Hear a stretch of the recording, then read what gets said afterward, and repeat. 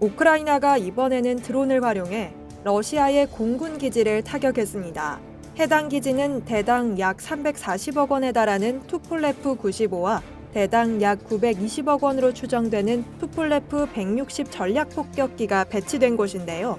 이들 전폭기를 파괴함으로써 러시아의 미사일 공격을 사전에 차단함과 동시에 러시아 공군 작전과 전략적 핵전력을 무력화시키기 위한 의도로 풀이됩니다.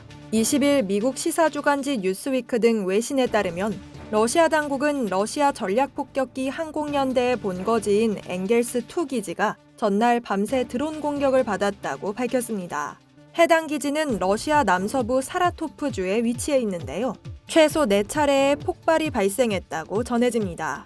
그러나 로만 부사르긴 사라토프 주지사는 이번 드론 공격으로 공군 기지에 아무런 피해도 발생하지 않았을 뿐만 아니라 러시아군이 해당 드론들을 파괴했다고 주장했습니다. 엥겔스2 공군 기지는 러시아 투폴레프 95와 투폴레프 160 폭격기의 본거지입니다. 투폴레프 160은 과거 소련 시절에 개발된 러시아 공군의 초음속 전략 폭격기인데요. 최고 마하 2.05의 속도를 낼 수 있습니다. 또 옛 소련이 낳은 괴조라 불리는 투폴레프 95는 세계에서 가장 빠른 프로펠러기로 음속에 가까운 최대 시속 925km의 속도를 낼 수 있다고 알려져 있는데요.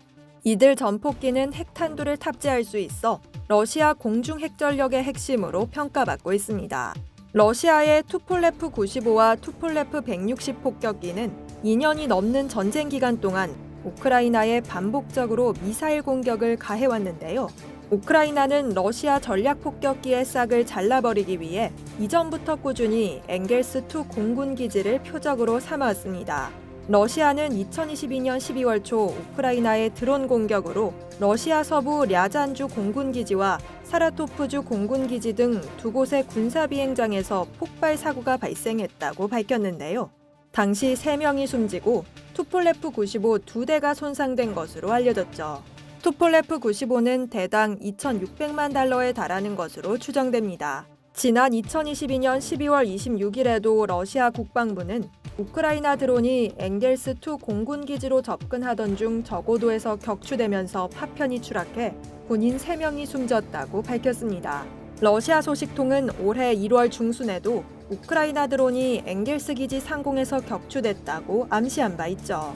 한편 러시아 우크라이나 전쟁이 점점 격화되고 있는 가운데 블라디미르 푸틴 러시아 대통령은 최근 87%의 득표율로 5연임에 성공했습니다. 지난 15일에서 17일 치러진 대선에서 최종 투표율 77.44%, 득표율 87.28%로 역대 최고치를 기록했는데요.